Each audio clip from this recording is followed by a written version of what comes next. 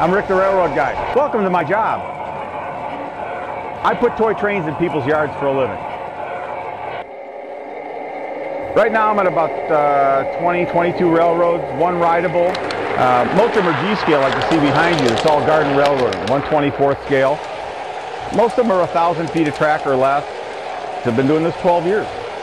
The earliest memory I have is on Patterson Avenue in Chicago, in my grandfather's house.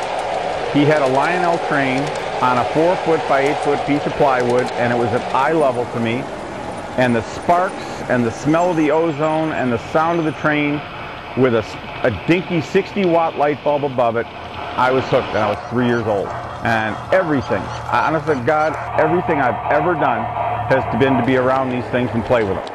Garden railroading has been around since the 30s, but not in a big way. It actually started going pretty good in the 70s when LGB started working much better equipment. In 1989, my wife and I moved out here for her health, and one of her nurses was in a bar and heard a lunatic yelling about his railroad going under. 4 drinks later, I was hiring people, and we rebuilt that railroad from the ground up. It took us 2.5 years. I have more fun in a day than most people have in a year, and it ticks off most of my best friends. In terms of mental attitude, everybody's 12 years old on this railroad. Everybody. I don't care, man, woman, or child. They all act and react to this railroad as though they were 12 years old again. Is this the best railroad I've ever made? Yes.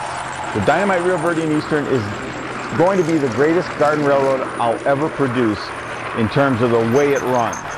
I've made more interesting trestles on other railroads. I've made more interesting bridges or rock formations or waterfalls on other ones. I've made some spectacular tunnels on other railroads.